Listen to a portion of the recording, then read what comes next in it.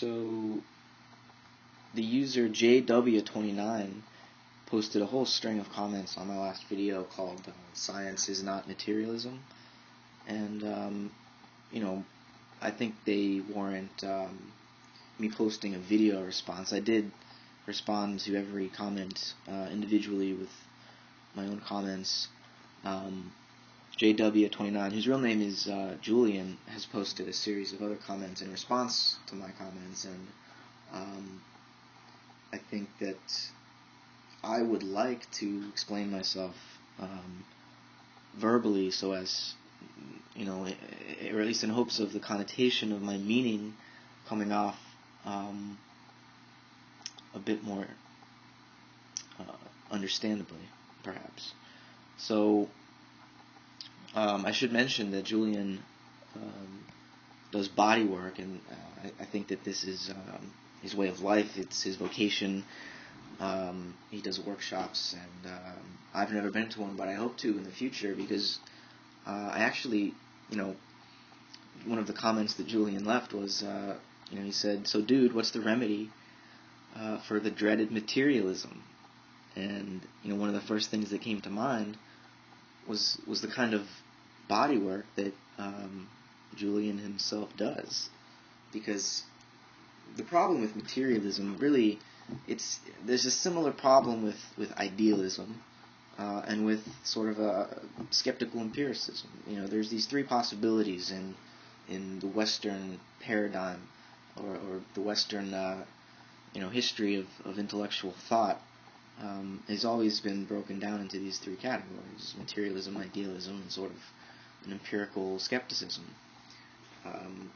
And in the modern age, they've become all fractured, and so have art and science and morality and politics and religion. They all interact with each other, certainly, but it's as though people assume one enters into these entirely distinct domains where totally different rules hold, totally different truths apply, when really we've got to find a way to integrate all of these perspectives into one overarching understanding of our own existence in the universe. And so body work, I think, it's really the front lines of this, if we want to call it a war. I don't like the metaphor, but in this war against materialism, because bodywork is healing this duality, or this sense of being fractured as an individual between your inner life and your outer encounter with others, and certainly as a society as well. There seems to be between the human species a great deal of alienation from nature. That's almost what defines us as human. And to heal this duality, we can start with ourselves individually, and body work by sort of demonstrating experientially how mind and body relate and are interconnected. I think awakens, or has the potential to awaken in fractured, alienated human beings, a sense of wholeness. And I think Julian said it best in one of his comments when he said that we agree, but we have some sort of difference in temperament about these issues being New Age spirituality and science, and a sort of atheistic, skeptical rationalism, or materialism. And I am called New Age by anyone who isn't also New Age, though I think, for example, when I'm participating in P.Z. Myers' blog recently, which I'm still doing, I'm about to wrap it up, though, because, a wall has been hit, basically, where we disagree on fundamental things, and so there's no possibility of really furthering the conversation. But I'm called New Age there. I'm called I've been called a mystical ineffabilist. I've been called a philosophical, or not a sophist, basically, which, you know, I can see how that would be easy to throw at me, because you know, the question of what a sophist actually is an interesting one, actually. I don't know if I should get off into that right now, but I think to get back to what Julian was saying, there are problems with a lack of skeptical inquiry in the New Age community. A lot of people in this community are, for whatever reason, they were traumatized, whether it was by some experience growing up. You know, they didn't fit into the dominant paradigm of Western industrial society and consumerism or whatever, so they were traumatized by this, either by their parents or by the society at large. And so, you know, they move west, they go on the pilgrimage to California, and they find themselves psychic and buy some crystals and, you know, hope to transcend the chaos of their actual day-to-day lives. That's, you know, a caricature of what goes on, but I think Julian and probably many others who are sort of in between communities would agree that a lot of times that's what's going on in these New Age movements. So, you know, that's something that we have to be aware of on a psychological level as quote-unquote spiritual people. But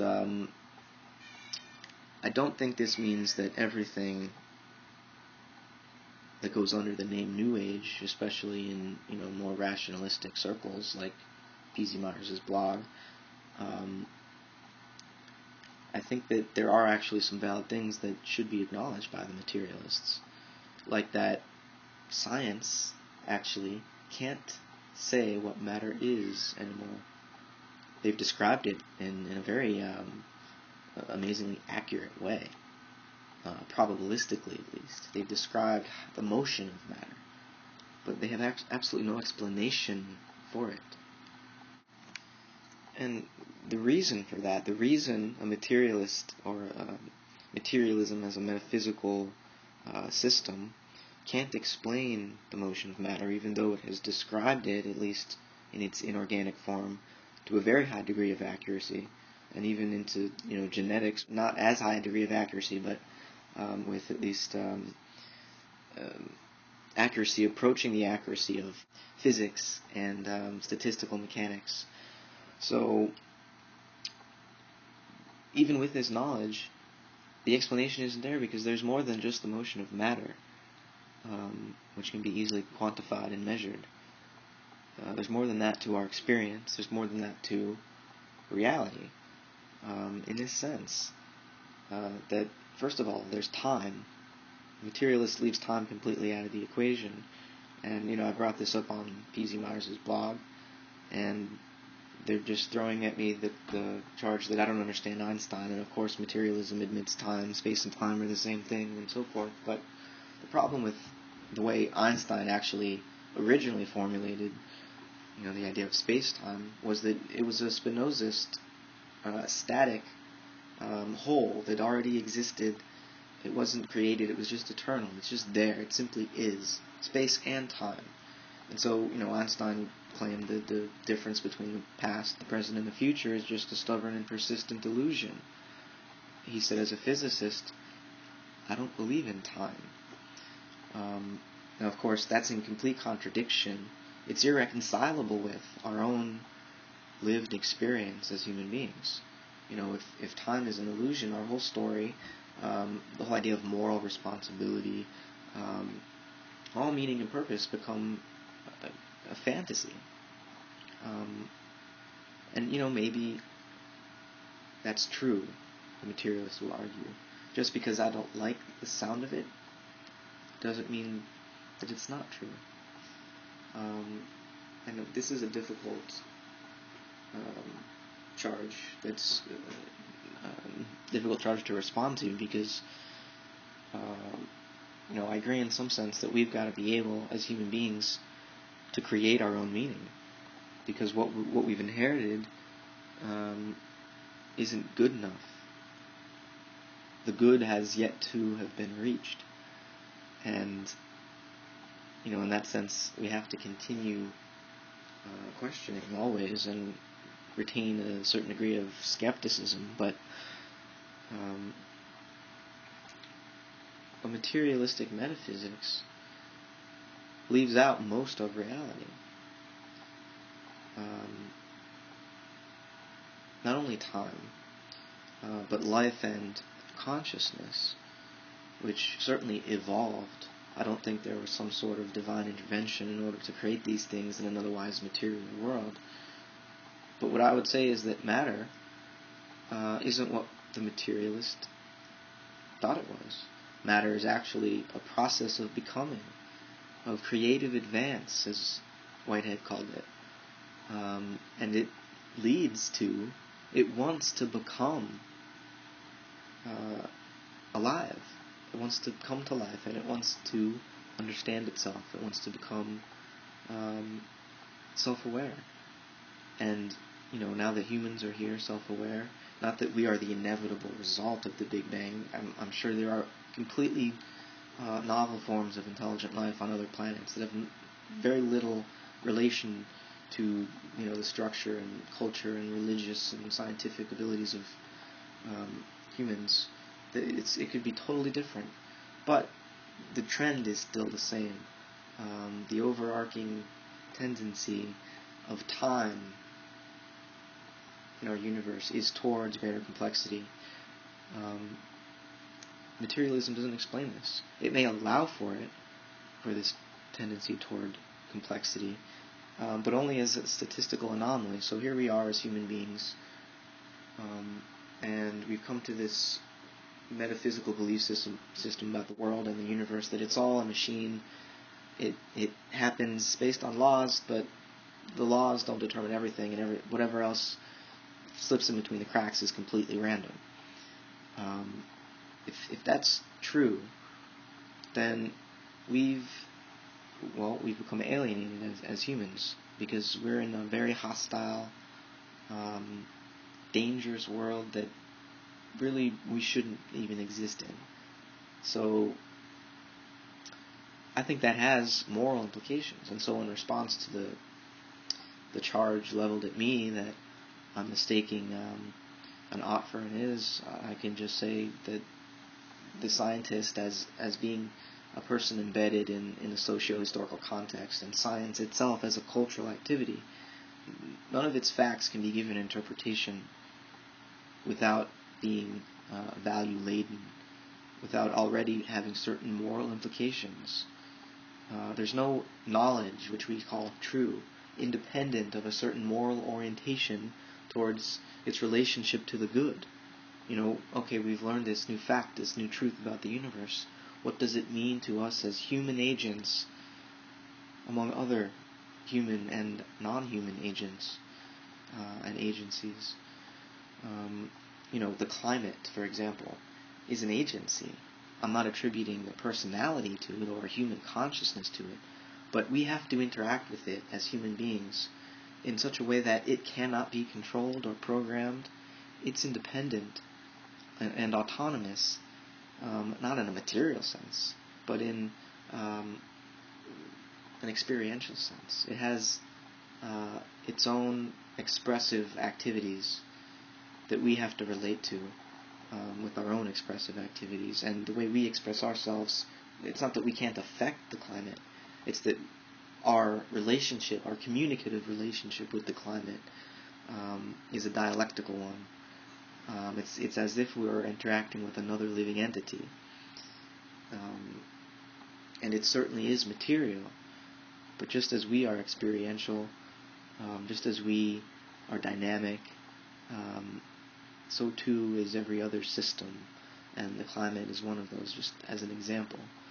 Our bodies are themselves material systems, but they're also psychological systems, and the also isn't supposed to mean in addition to.